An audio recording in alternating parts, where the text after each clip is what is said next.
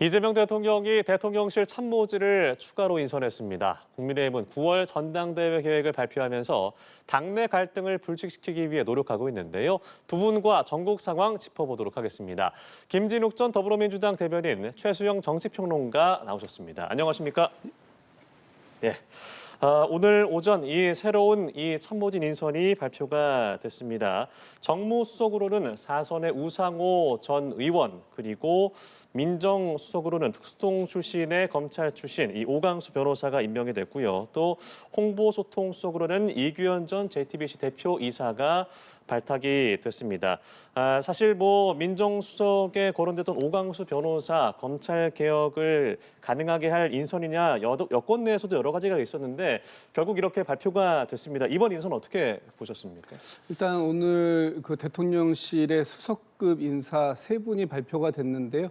여기에서도 역시 이재명 대통령의 인사 원칙인 능력, 또 실용 이런 부분들이 충분히 그 배가가 된 그런 인사다 이렇게 평가할 수 있을 것 같습니다. 네. 특히 먼저 우상호 정무수석 같은 경우에는 사선의 원내 대표 또 당 비대위원장까지 역임했던 그 중진 의원입니다. 근데 중진 의원께서 그 정무수석으로 간다는 것이 쉬운 선택은 아닌데 그럼에도 불구하고 이재명 대통령과 함께 지금 새로운 국정을 운영하겠다라는 그런 의지가 있었던 것 같고 특히 국회와의 협치, 소통 이 부분에 대해서 크게 강조된 그런 인사였다 이렇게 저는 평가하고요. 네. 앞으로 야당과의 이 관계 또는 여당과의 관계 이런 관계들을 우상호 정무수석을 통해서 많은 대화와 타협 또는 소통, 협치 이런 부분들에 방점을 둔 인사다 이렇게 볼 수 있을 것 같습니다. 그리고 오광수 민정수석에 대해서는 일부 그 지금 여당 내에서 우려의 목소리가 조금 나왔던 것도 사실입니다. 네. 그런데 그 우려의 목소리라는 것이 오광수 그 민정수석의 어떤 개인의 문제라기보다는 오광수 수석이 갖고 있는 어떤 경력상에서 특히 검찰 출신이고 특수통 출신이다라는 부분들이 약간 우려를 자아냈던 부분이 있었던 것도 사실입니다. 이 검찰개혁 또는 사법개혁에 대해서 정말 그 대통령의 의지를 잘 전달할 수 있는 그런 사람이냐라는 것인데 아마 그런 부분들도 어제 민주당 지도부와의 만찬 과정에서 저는 일부 그런 우려점이 해소가 됐기 때문에 오늘 전격적으로 인사 발표를 한 것이다라고 보이고 네. 앞으로 이 사법개혁의 주체는 대통령실의 민정수석이 아니라 이 민주당과 입법적 과제로 해결해야 할 것이다라는 부분을 명확히 한 것이다. 지금 민정수석의 역할은 대통령과 또 국회의 이 가교 역할을 얼마나 잘 하냐 하는 부분에 한정적이다라는 부분을 이제 명확하게 보여준 것 같습니다. 그런 인사로 평가해 본다면 오늘의 인사는 대통령께서 강조해온 그런 인사 원칙과 크게 어긋나지 않는 그런 부분으로 해석할 수 있을 것 같습니다. 그럼 이규현 홍보소통수석에 대해서는 이번 인선 어떻게 이규현 평가하세요? 수석 같은 경우에는 탐사보도의 그 신기원을 열었다라는 평가를 받을 정도로 이 방송 업무에 굉장히 능하신 분이시고요. 또 특별히 어떤 그 치우침이 없는 그래서 앞으로 이 대언론 관계라든지 국민들과의 소통에서 나름의 역할을 기대할 수 있다라는 측면이 강조된 인사다 이렇게 평가할 수 있을 것 같습니다. 네, 알겠습니다. 대변인님 말씀 들어봤고요. 오늘 수석급 인사 어떻게 좀 평가하십니까? 저도 정무수석은 굉장히 높게 평가합니다. 사실 또 원내대표까지 지낸 분이 이제 사실 삼선 의원의 비서실장 밑으로 이제 그 수석급 차관급으로 들어간다는 결단 아마 쉽지 않았을 것 같은데 수락한 이유는 아마 협치의 복원이 필요하지 않겠나. 그리고 지금 사실 야당이 할 수 있는 게 아무것도 없거든요. 굉장히 지금 말하자면은 이제 그 코너에 몰린 그런 지금 형국이 돼버렸기 때문에 지금 사실 여당의 입법 폭주라든가 대통령의 어떤 행정명령에 대항할 수 있는 수단이 아무것도 없어요. 그런데 야당을 자극하면 정말 극한으로 몰고 갈 수 있는데 그런 것들을 좀 막기 위해서 굉장히 온화하고 유연한 인품을 가졌고 또 실제로 정치력을 굉장히 좀 발휘했던 우상호 지금 수석을 임명함으로써 야당의 어떤 정치적 공간을 열어주고 최소한 연말까지 정기국회라든가 이재명 정부의 첫 예산 통과 이런 것들을 염두에 두고 조금 부드러운 대야 관계를 포석한 것으로 봐서 저도 굉장히 환영할 만한 인사라고 생각하고요. 오광수 수석에 대해서는 저는 이렇게 생각합니다. 뭐 논란이 있었던 건 민주당 내부와 이제 지금 대통령실과 약간 이견이 있었던 것 같은데. 네. 근데 민정수석이 뭐 검찰 개혁의 주어입니까? 검찰 개혁의 주어는 대통령의 의지 아닌가요? 그런 측면에서 말 그대로 검찰 개혁에 저는 뭐 특수통 검사가 와서 참 우려가 된다. 이러면은 그 정부와 그 검찰 개혁의 의지는 매우 허약한 거 아닌가요? 사람 하나의 좌지우지 정도라면.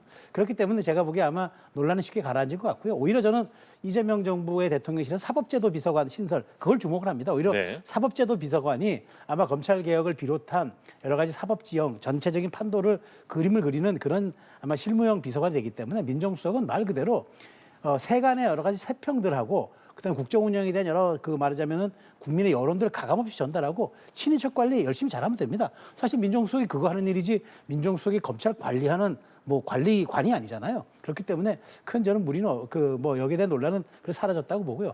홍보수석 중요하죠. 중요한데 다만 저는 이제 언론사 사장 출신이고 실무형 언론인 출신이긴 한데 그런 소통 같은 걸 해본 경험이 없고 여기 이 신임 홍보수석에 대해서는 여러 가지 언론인 사이에서도 평가가 아직은 좀 제한적이기 때문에 네. 앞으로 하는 걸 보면 어떤 의도가 담긴 인사였는지 좀 평가를 내릴 수 있겠다는 생각입니다. 네, 알겠습니다. 오늘 오전에 발표된 인선에 대한 평가를 들어봤고요.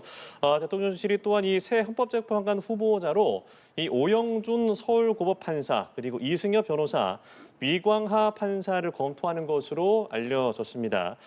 그런데 이 야권에서 이승엽 변호사가 사실 이재명 대통령의 그동안에 있었던 재판에 이 변호를 맡았다고 해서 부적절하다 이렇게 비판을 하고 있거든요. 이 부분에 대해서 어떻게 보십니까? 글쎄 아직 지금 인사를 발표한 상황이 아니고 지금 검토하고 아마 인사 검증 과정 중에 있는 것으로 오늘 대통령실도 그 부분까지는 확인을 했는데 네. 지금 오늘 거론되신 분들이 세 분이고요. 이 세 분 외에도 다른 분들에 대해서도 지금 적극적인 추천의 얘기를 듣고 있다 이런 얘기들이 있습니다.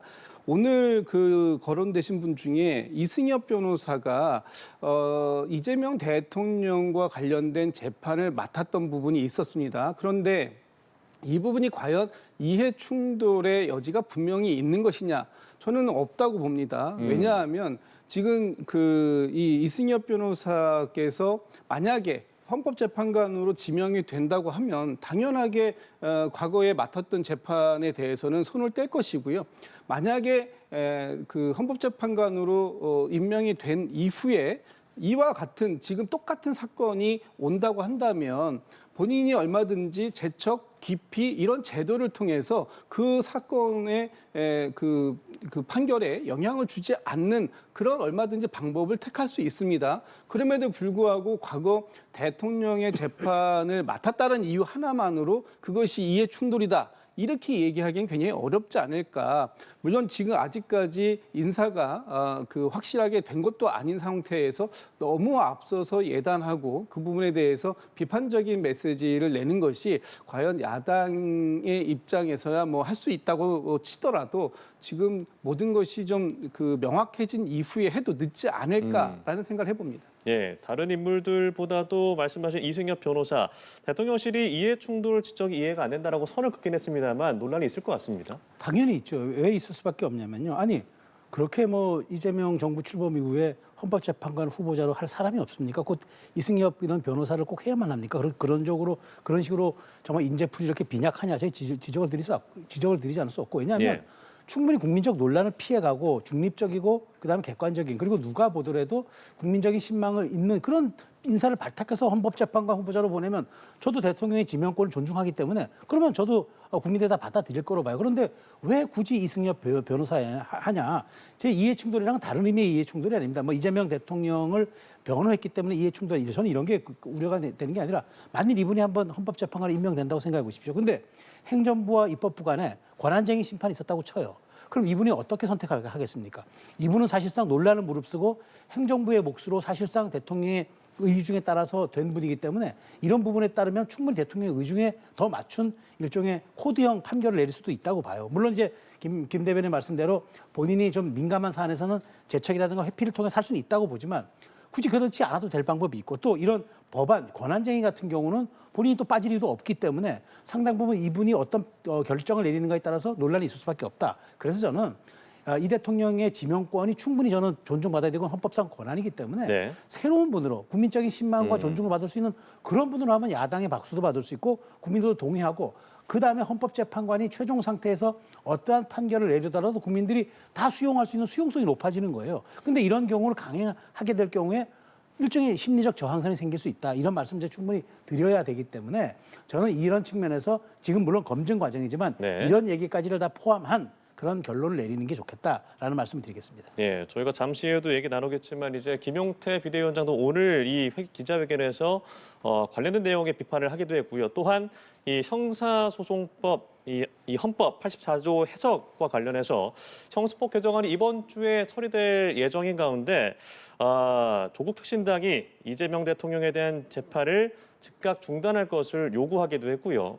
그러니까 대통령 당선 시에 진행되고 있는 재판이 정지해야 된다라는 이 개정안을 처리할 것을 예고하고 있는 상황인데 야권의 비판이 큽니다. 어떻게 바라보세요? 이 부분은 헌법 정신을 너무나 그냥 있는 그대로 해석하면 될 것 같습니다. 네. 헌법 84조가 대통령에게는 내란죄 또 외환죄를 제외하고는 형사상의 소출을 하지 아니한다라고 규정하고 있잖아요. 예. 그러니까 이 규정을 두게 된 이유가 간단합니다. 대통령의 재임 중에는 정말로 국가를 전복시키려고 하는 그런 중대 범죄를 제외하고는 대통령의 그 대통령직의 안정성을 확실하게 담보해주고 보장해줘야 된다라는 것이 헌법 정신입니다.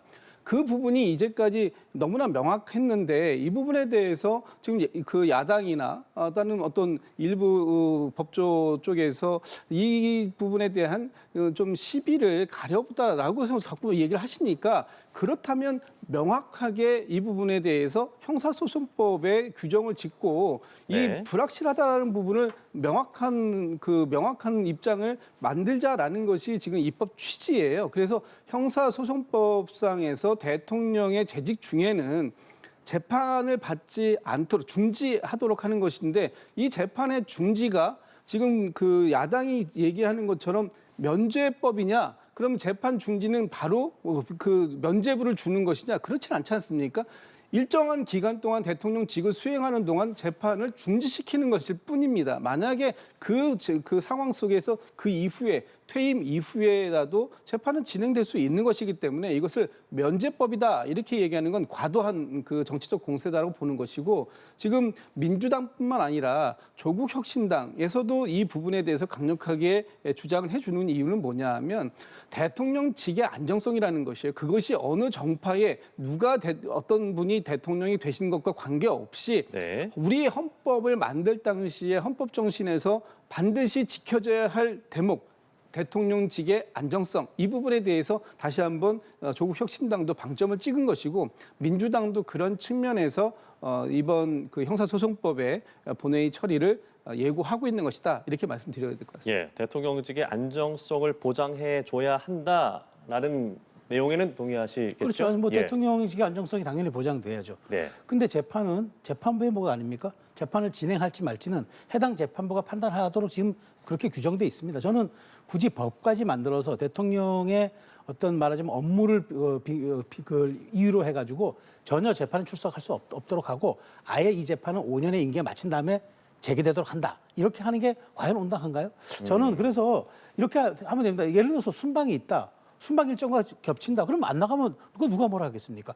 이걸 위한 활동을 우선하는 거, 외교. 그다음에 대통령 일정이라는 게 사실상 거의 뭐 빡빡하죠. 빡빡하기 때문에 그런 말하자면은 사유서를 내다가 재판부가 제가 보기에 지금 거의 과반에 육박하는 지지를 받은 대통령이 탄생했는데 네. 무리하게 재판 일정 계속 강행하면서 이른바 소환 일정도 통보하겠습니까? 재판 일정 잡겠습니까? 저는 그거는 법원도 상식선에 따를 수 있다고 보는데 그거는 법원의 영역에 맡겨놔야지 왜 정치가 법에까지 개입을 하고 날짜까지 잡아주고 아니면은 하지 말라고 가이드라인을 하고 법률을 통해서 왜 재판부의 판단까지 전 제어하는지 그걸 이해 못하겠다는 거죠. 제가 보기에 만일 그랬다 그러면은 이 부분을 아예 그러면 공약으로 해가지고 대통령 선거를 치러서 공약으로 판단을 받는 건데 공약으로 하기엔 부담이 있었고 그래서 이거를 갖다 그때는 주춤해 놓고 조금 보류하다가 선거 끝나면 하겠다고 해서 지금 곧 추진할 모양인데 저는 이렇게 가는 건 바람직하지 않다. 물론 저도 이제 그 대통령이 국민의 거의 과반 가까운 지지를 통해서 됐기 때문에 이 정치적인 그러니까 말하자면 민의의 총합에는 국민들의 바람도 담겨 있다고 봐요. 그런데 그럼 절반 가까이는 아직도 대통령에 대해서 반대했던 분들입니다. 그러면 이분들은 대통령에 대한 재판이 국민의 평등, 우리 헌법 108조에 모든 국민은 법 앞에 평등하다는 조항 아래 진행되기를 바랄 수도 있을 거예요. 그런데 이 부분을 저는 정치가 강제해서는 안 된다는 거죠. 법원이 판단해서 중지해서 그럼 뒤로 미루든가 해야지 법률로서 이거를 재판부를 제어하는 이런 모습들은 조금 초반에 국민들에게 오만하게 보일 수도 있고 차라리 공약화시켜서 그러면 국민들의 이번에 대선 약속을 받든가 이런 게 아닌 상태에서 논란이 있을 수밖에 없고 야당이 또 이런 부분들을 제어할 수 있는 지금 힘이 전혀 없는 상황이기 때문에 이렇게 될 경우에는 정말 일극으로 몰아가는 오해를 받을 수도 있다는 말씀을 드립니다. 예, 일단 저희가 헌법 84조를 어떻게 해석할 것인지 그리고 이 형사소송법 개정안에 대해서 뭐 맞다 틀리다 여부는 잠시 넘어가고요. 일단 국민의힘이 107석의 이 소수 야당이 되면서 사실 민주당이 지난주에 3대 특검법 그리고 검사징계법을 처리한 데 이어서 앞서 말씀드린 이 법안도 아마 처리될 가능성이 높지 않습니까? 네, 그렇죠. 국민의힘에서는 막을 수 있는 방법이 사실 현실적으로 없는 거잖아요. 전혀 없어요. 그러니까 저는 그런 측면에서 야당도 좀 공간을 열어줘야 한다. 그러니까 야당이 무력화돼 있고 야당이 할 수 있는 제도가 아무것도 없다고 과반이 넘는 여당이 모든 것을 밀어붙인다. 이게 능사라면 협치의 공간이 어디서 나옵니까? 아무리 우상호 수석을 임명한던들 이런 식으로 의회에서 모든 지형을 완전히 일극체제로 바꿔버리고 민주당이 말하자면 국민의힘에 숨쉴 공간 하나 주지 않는다면은 그다음 얘기하는 정치의 복원과 정치의 공간은 어디서 찾으란 말입니까? 그러니까 최소한 속도 조절할 필요가 있는 법안들은 속도 조절을 해주고 야당의 동의를 받아서 물밑에서 조율해서 저는 그래요. 이번에 뭐 헌법 84의 4조 논란도 야당과 잘 수기하면은 정기국회쯤에는 야당도 동의할 수 있는 부분이 좀 있다고 봐요. 네. 야당도 대통령의 5년 임기 동안 국정의 안정을 바라고 그다음에 이재명 정부가 성과를 내는 것을 우리 모두 국민 한 사람으로서 바라는 거지 이 정치가 파행으로 가는 거를 아무리 야당 의원들이라도 바라겠습니까? 그러니까 저는 최소한 야당이 숨쉴 공간 열어주는 그러니까 일종의 지금 뭐 조금 더 얘기할 수 있겠습니다만 법제사법위원장을 야당이 좀 양보한다든가 최소한의 게이트키퍼 같은 거를 야당에 줌으로써 야당이 조금 말하자면 본인을 방어할 수도 있고 정치의 법을 통과하는데 최후의 어떤 말하자면 그 게이트키퍼로서 역할을 할 수 있게끔 그런 정도의 좀 배려도 있어야 하지 않겠냐 그런 것들이 있어서 이렇게 막무가내식으로 몰아붙이면은 야당도 할 게 없어요. 여론밖에 기댈 수밖에 없겠지만 이렇게 되면 진짜 이 대통령이 취임 초에 강조했던 민생 실용 그다음에 통합 이런 것들이 과연 가능할까 의심이 드는 거죠. 네. 말씀하신 대로 이제 속도 조절을 좀 해야 할 필요성 그리고 협치를 위해서 공간을 좀 열어줘야 하는 것이 아니냐. 말씀하신 이 국회 법제사법위원장 자리를 야당이 맡아야 된다라는 주장도 나오고 있습니다. 이 말씀에 대해서는 어떻게 글쎄요, 저 받으시겠어요? 개인적으로는 뭐 동의하지 않습니다. 지금 작년 총선에서 국민들께서 보여주셨던 민심, 또 이번 대선에서 국민들께서 이재명 대통령에게 역대 최대의 1,730만 표를 지지해 주셨던 민심, 이 모든 것들이 뭔가 이재명 정부가 그동안 윤석열 정부에서 보여줬던 모습과는 다른 모습을 보여달라라는 것이 국민들의 민심이다. 저는 그렇게 이해를 하고 있습니다. 물론 앞으로 지금 이 문제가 어떻게 본격적으로 논의가 진행될지는 모르겠습니다만 제가 지금 개인적으로 느끼고 개인적으로 판단할 때는 지금 어차피 2년 단위의 전반기 국회가 끝나지 않았습니다. 내년까지 전반기 국회가 되는 것이고요. 전반기 국회에서 여야가 각 상임위원장의 숫자를 배분했고 또 상임위원회를 전반기에 당시에 야당이었던 민주당이 법사위원장을 맡는 것으로 이미 합의가 된 사안입니다. 아직 전반기 국회가 끝나지도 않은 상황 속에서 새롭게 위원장직을 이제 우리가 야당 됐으니까 우리한테 넘겨라라고 얘기하는 것은 대단히 무리가 있는 그 주장이다라고 저는 생각을 하고 지금 이재명 대통령과 이재명 정부가 첫 시작을 하는 과정 속에서 집권 여당인 민주당이 오히려 더 힘있게 이재명 정부의 출발을 도와줘라라는 것이 저는 민심일 수 있다고 보이고 저는 그런 민심에 순응하는 것도 지금의 국민의 뜻에 따르는 길이다라고 보기 때문에 물론 뭐 좀 전에 말씀 주셨던 것처럼 어떤 협치의 공간이라든지 뭐 이런 부분들을 가지고 말씀을 주실 수는 있습니다만 그런 부분들도 실제 지금 국민의힘의 어떤 변화된 모습들을 가지고 국민들께 납득할 수 있는 설득력 있는 모습으로 말씀을 주셔야 이게 가능한 얘기지 지금처럼 말씀 주시면 이제 우리가 야당의 몫으로 해가지고 법사위원장을 가져올 테니 앞으로 당신들이 지난 3년 동안 야당으로서 윤석열 정부의 발목을 잡았던 것처럼 우리가 지금 이제부터는 이재명 정부의 발목을 잡아볼 거야라는 식의 생각을 가지고 이런 주장을 하시는 거라면 국민들께서 그 부분에 대해서는 동의하지 않으실 거다. 저는 그렇게 보고 있습니다. 네, 이런 가운데 이제 이번 주면은 민주당에서 원내대표를 선출을 하게 되는데 일단 뭐 서영교 의원, 김병기 의원 입하전이 됐습니다. 처음으로 이제 당원 투표 20%가 적용되기도 하고요. 그런데 말씀하신 그 부분들 서영구 의원은 국민의힘의 법사위를 낼 수 없다라고 일축을 하기도 했고 이 김병기 의원은 이재명 정부와 함께 국정을 바로 세우겠다라는 입장입니다. 일단 그 두 후보에 대해서 어떻게 좀 보시는지 한번 들어보겠습니다. 일단 뭐 서영교 의원은 4선이시고 김병기 의원은 3선이신데요. 두 분 다 당내에서 아주 열심히 활동하셨던 분들이시고 또 이재명 대통령과 이재명 대통령이 이 대표를 하실 때 같이 당 지도부에서 손발을 맞춰온 분들이기 때문에 네. 사실 뭐 둘 중에 어느 분이 당선이 되신다고 하더라도 이재명 정부와 소통하고 협치하는 데는 전혀 문제가 될 것은 없다.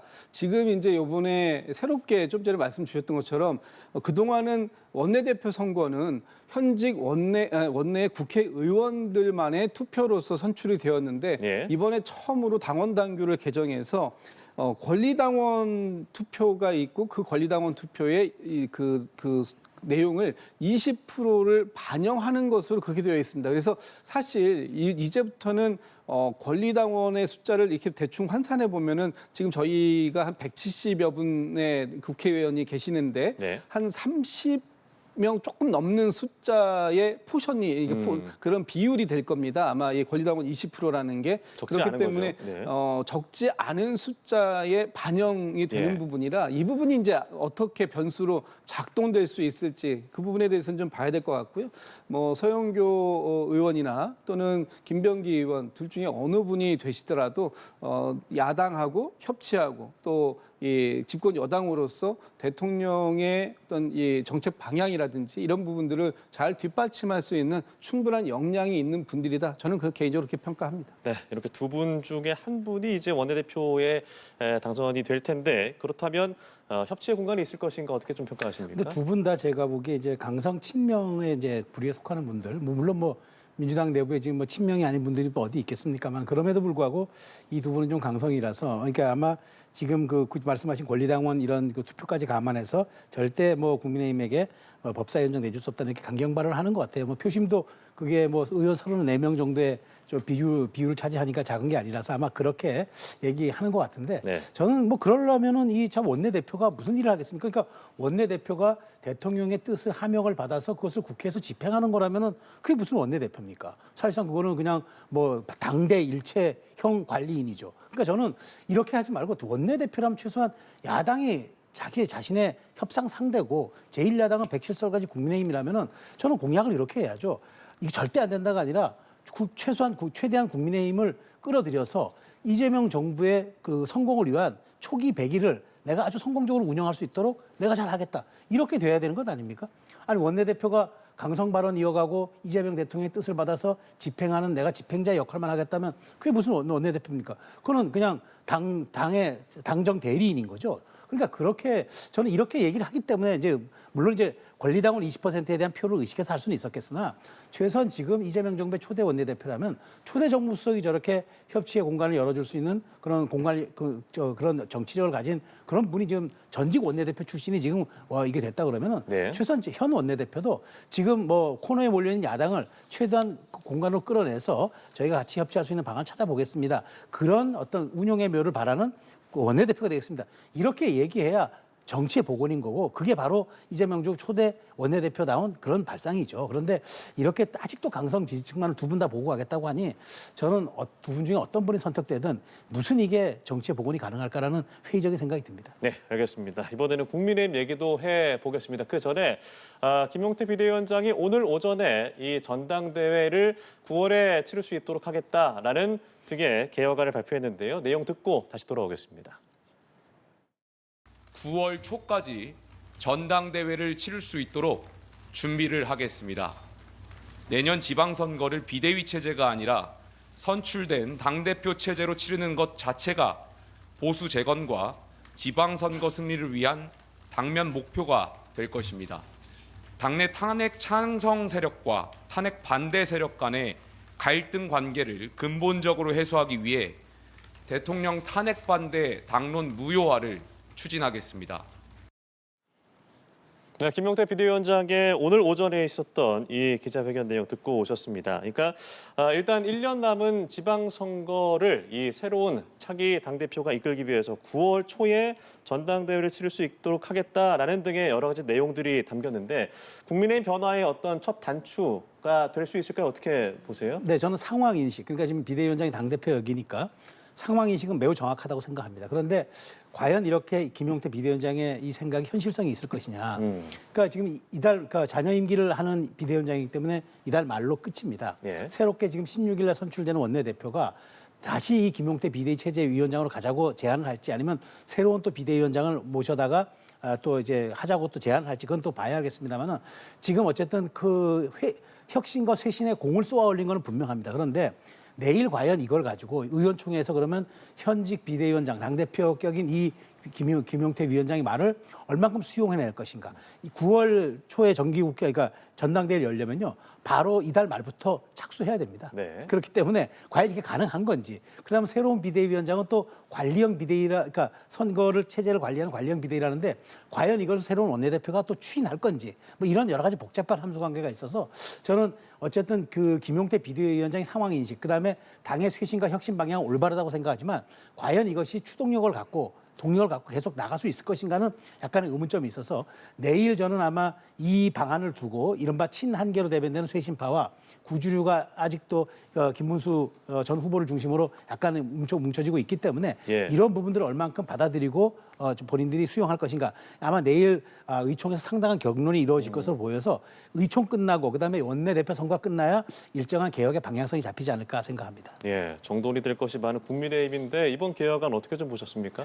뭐 방향성은 있는 것 같아요. 그런데 김용태 비대위원장의 말에 과연 무게감이 얼마나 실릴 수 있는가라는 말씀에 전 동의하고 내일 의원총회에서 앞으로 비대위가 어떤 상황을 가져갈 수 있는가. 특히 지금 김용태 비대위원장의 임기가 한 20여일밖에 안 남았고 지금 현재 김용태 비대위원장을 제외한 다른 비대위원들은 전원 사퇴한 상황입니다. 예. 과연 이 상황 속에서 어떤 결론들이 나올 것인지 지켜봐야 될 필요가 있고 또 하나는 이번 16일 날 국민의힘의 원내대표 선거가 또 있습니다. 그 결과도 지켜봐야 될 건데 국민의힘에서 원내대표를 어떤 성격의 어느 진영에 예를 들면 친윤계나 아니면 친한계 이런 중에서 어떤 쪽에서 이 원내대표로 선출하게 되느냐에 따라서 앞으로 논의되는 과정이 상당히 다를 수 있다. 그래서 지금 현재 당에서는 비대위 체제를 계속해서 조금 더 가져가야 된다라는 주장과 아니면 이번에 새롭게 그 전당대회를 통해서 뽑히는 새로운 지도부가 새 당의 혁신과 쇄신을 이뤄내야 된다라는 주장이 있는데 그 주장 중에 지금 어느 쪽 주장도 한쪽으로 완전히 힘이 쏠렸다라고 평가하기는 어렵고요. 일단 내일 의원총회에서 그런 이 분수령이 좀 되지 않을까라고 보는데 지금 국민의힘에서는 결과적으로 보면 위기감이 좀 부족한 게 아닌가 이렇게 평가해 봐야 될 것 같습니다. 네, 알겠습니다. 내일 의총 어떻게 경론이 오갈 것인지 지켜보도록 하겠고요. 지금까지 김진욱 전 더불어민주당 대변인 최수영 정치평론가와 함께 자세한 내용 짚어봤습니다. 고맙습니다.